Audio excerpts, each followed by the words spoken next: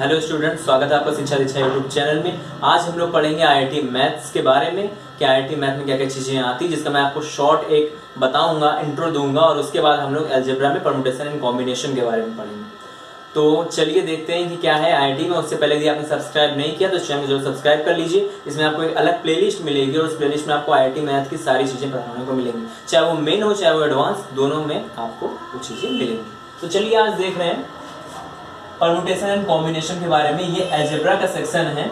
IIT JEE की जो topics हैं उन टॉपिक्स में अलजेब्रा बहुत ही इंपॉर्टेंट टॉपिक होती है और उसमें परम्यूटेशन एंड कॉम्बिनेशन, जहां तक मार्किंग की बात की जाए तो ये उतना इंपॉर्टेंट नहीं होता, लेकिन इसके बाद जो प्रोबेबिलिटी मैं पढ़ाऊंगा आपको वो बहुत ही ज्यादा इंपॉर्टेंट टॉपिक है और उसको सीखने के लिए आपको पीएनसी में जरूर कमांड होनी चाहिए।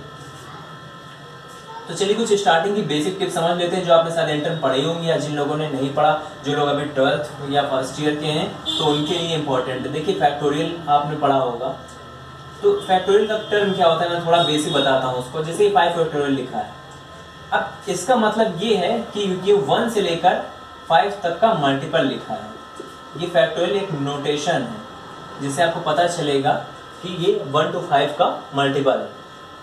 अब देखिए जैसे मान लीजिए फैक्टोरियल n लिखा है, तो इसका ये मतलब है कि ये 1 से लेकर n टर्म तक, अब n की वैल्यू कुछ भी हो सकती है, ये अप टू n टर्म तक है। इसको कुछ लोग ऐसे भी लिख सकते हैं। जब आप इससे, अब देखिए इसको कैसे ओपन किया जाता है। जब आप फैक्टोरियल n से एक एक करके टर्म बाहर निकालना स्टार्ट करते हैं तो क्या होता है, ये देखिए ये फैक्टोरियल n है यानी n फैक्टोरियल। अब इससे हम लोग एक एक करके टर्म बाहर निकालेंगे रिवर्स ऑर्डर में। जैसे कि आपने n निकाला तो अंदर क्या बचेगा, n-1 फैक्टोरियल, ठीक है। अब आपने क्या किया, n फिर आपने n-1 भी निकाल लिया तो बचा n-2 फैक्टोरियल।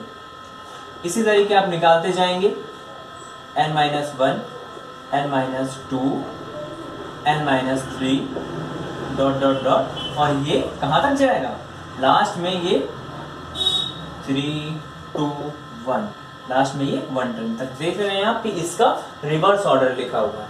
तो हर समय हमको ऐसी जरूरत नहीं होती, जितनी जरूरत होगी हम उसको निकालेंगे सॉल्व करने के लिए। तो वैसे आपको चीज पता होगी, जिनको नहीं पता उसके लिए मैंने बता दिया। तो अब बात करते हैं परम्यूटेशन एंड कॉम्बिनेशन क्या होता है। परम्यूटेशन को आप ऐसे समझ लीजिए, परम्यूटेशन मतलब होता है किसी चीज को अरेंज करना। अरेंज करना मतलब ये आपको अभी थोड़ी देर बाद में समझ में आ जाएगा। कॉम्बिनेशन, कॉम्बिनेशन मतलब होता है सिलेक्शन, ठीक है। जैसे आपको किसी चीज में कितनी 3 या 4 चीजों में कोई 2 चीज चुननी है, अब आपको सिलेक्शन करना है, तो ये जो क्वेश्चन है ये क्वेश्चन कॉम्बिनेशन के अंतर्गत आता है।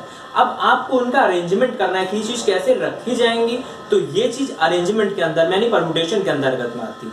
तो हम लोग एक एक करके दोनों चीजों के बारे में पढ़ेंगे और मैं कैसे पढ़ूंगा ये मैं आपको बता दे रहा हूँ। पहले हम लोग क्या करेंगे, कॉम्बिनेशन सीखेंगे। देखिए जब भी हम कोई चीज सेलेक्ट करते हैं तो पहले सिलेक्शन आना चाहिए कि हम लोग कैसे उसको पिक कर रहे हैं, और उसके बाद अरेंजमेंट आना चाहिए कि वो चीज कहाँ कैसे रखी जाएगी, ठीक है। तो दोनों की क्वेश्चन मैं एक एक करके बताऊंगा, कॉम्बिनेशन के फिर परम्यूटेशन के, उसके बाद कंबाइंड क्वेश्चन चलेंगे। आपको गेस करना होगा या आपको समझना होगा, दिमाग लगाना होगा कि परम्यूटेशन के हैं कि कॉम्बिनेशन के, और उसको सॉल्व करना होगा। तो आपको यहाँ बहुत सारे क्वेश्चन कराए जाएंगे। तो चलिए स्टार्ट करते हैं आगे। तो चलिए आप देखते हैं कॉम्बिनेशन को आगे। और देखिए मैंने कुछ लिख रखा है, कॉम्बिनेशन पढ़ रहे हैं अभी इस time. When objects are different, जब ऑब्जेक्ट्स डिफरेंट हो तो केस होंगे, एक जब ऑब्जेक्ट्स डिफरेंट होंगे और दूसरा जब ऑब्जेक्ट सेम होंगे। देखिए number of ways of selecting R out of n different objects is, इसका मतलब n चीजें दी गई हैं आपको और उसमें आपको r सेलेक्ट करना है। जैसे कि इसी समझ लीजिए आपको 4 लेटर दिए गए A B C D, उसमें से आपको कोई 2 सेलेक्ट करना है, तो उसके कितने टाइप हो सकते हैं, कितने तरीके से आप ये काम कर सकते हैं, ये देखेंगे हम लोग।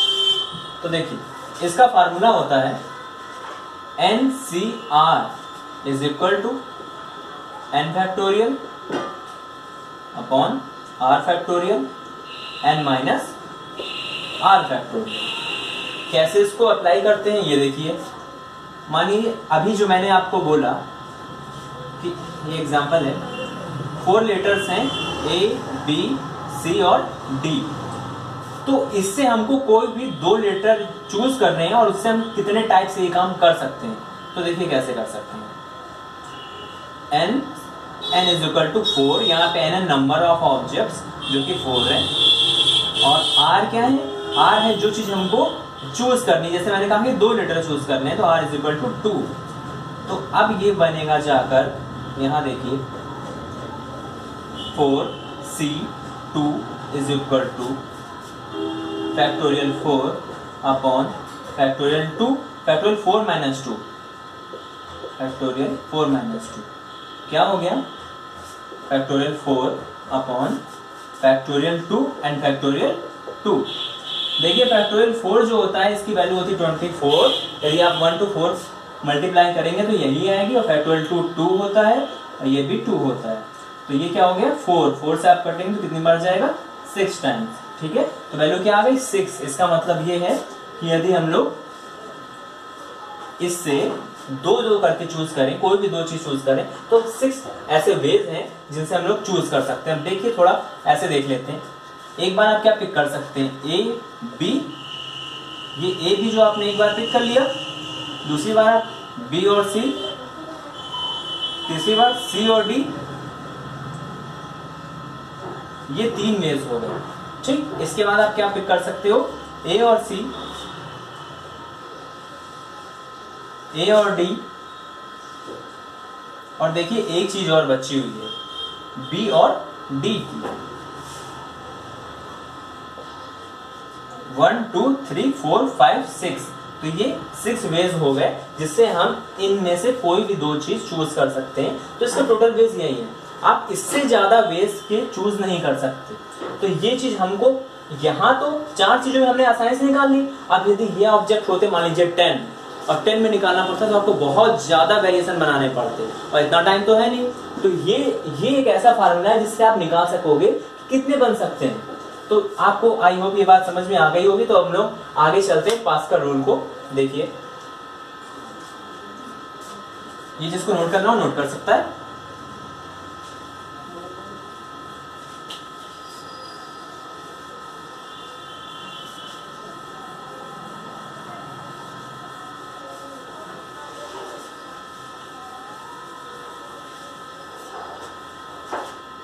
तो देखिए पास्कल रूल क्या होता है।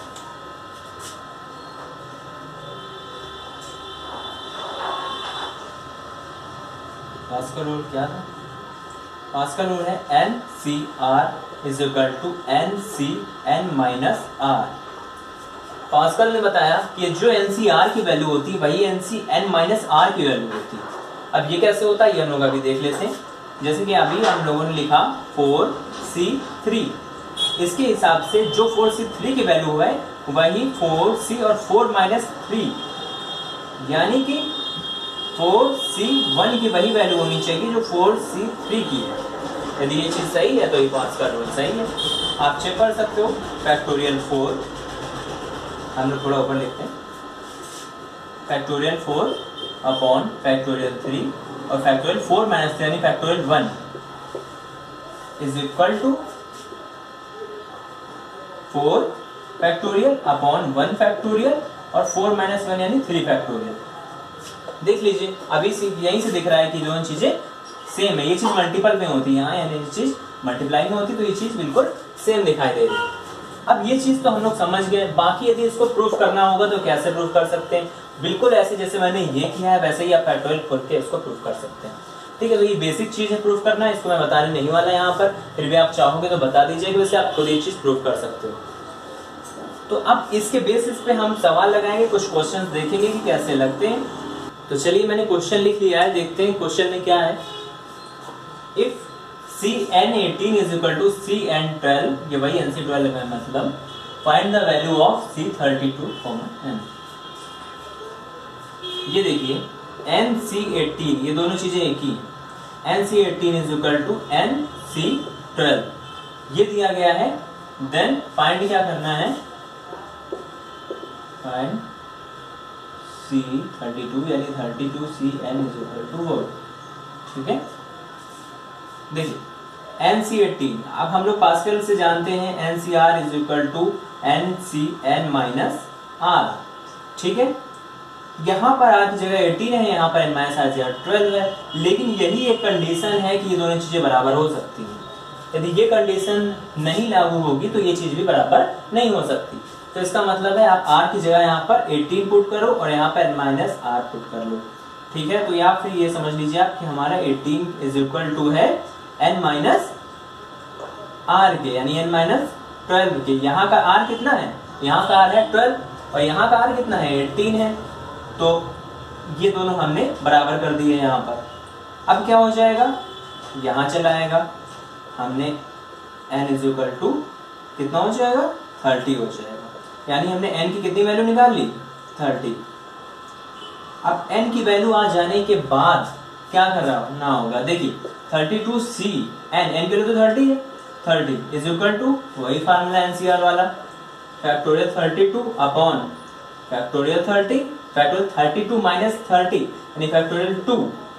अब देखिए 32 का मल्टीपल इतना तो हम लोग ओपन करने नहीं वाले, तो जो मैंने आपको बताया था वो वही तरीका यहाँ यूज होने वाला है। 32 बाहर निकाला, अंदर बचेगा 31 फैक्टोरियल, उसको भी बाहर निकाल लेंगे तो बचेगा 30 फैक्टोरियल। इस तरीके से हम लोग इसको लिख सकते हैं। देखिए चीज बिल्कुल सेम लिखी हुई है। और ये हो गया 30 फैक्टोरियल, ये हो गया 2 फैक्टोरियल। 30 फैक्टोरियल कैंसिल, 2 फैक्टोरियल की वैल्यू 2 है, चाहे आप डायरेक्ट लिख दीजिए 2। अब इसको कट कर लीजिए 16, मल्टीप्लाई करा लीजिएगा, आंसर आ जाएगा। तो हम लोगों ने यहाँ कॉम्बिनेशन का एक क्वेश्चन देखा। देखिए फिर से क्या था ये, if Cn18 is equal to Cn12, find the value of C32, n C32 है, Nc18 is equal to Nc12, ये जो दिया गया था मैंने लिख लिया।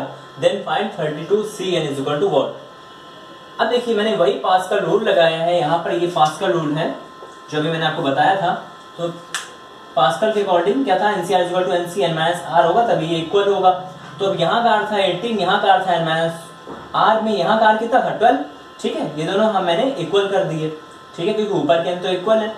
तो यहाँ देखिए इसको मैंने सॉल्व कर लिया, n की वैल्यू कितनी आ गई 30 आ गई, 30 वैल्यू मैंने यहाँ पर रख दी और इसको सॉल्व कर लिया। अब इसको आप मल्टीप्लाई करा लोगे तो यहाँ पर आंसर आपका आ जाएगा। तो यदि आपको ये वीडियो अच्छी लगी तो मेरे को बताइएगा कमेंट में जरूर, मैं पढ़ूंगा आपके सब कमेंट। और यदि आपको वीडियो और अच्छी लगी तो लाइक जरूर कर दीजिएगा। अब तक आपने चैनल को सब्सक्राइब नहीं किया तो सब्सक्राइब कर लीजिए और बेल आइकन को भी प्रेस कर दीजिए। तो मिलेंगे हम लोग अगली IIT की वीडियोज में, साथ में आपको यहाँ पर वीडियोज मिलती रहेंगी। जो आपको ईशा मैम की वीडियो पहले मिलती थी वो तो मिलती ही रहेंगी SSC की। तो गैस जो भी स्टूडेंट आपके या आप यदि SSC कर रहे हैं तो आपके छोटे भाई बहन जो भी IIT पढ़ना चाहते हैं उनको बहुत ज्यादा स्पेंड करने की जरूरत नहीं है कोचिंगों में। आप यहाँ आइए, मैं आपको एक करके सारे टॉपिक सीरियल वाइज बताऊंगा और बहुत सारे क्वेश्चन लगाए जाएंगे यहाँ पर। तो चलिए मिलते हैं अगली वीडियो में, तब तक के लिए पढ़ते रहिए और सीखते रहिए शिक्षा दीक्षा के साथ।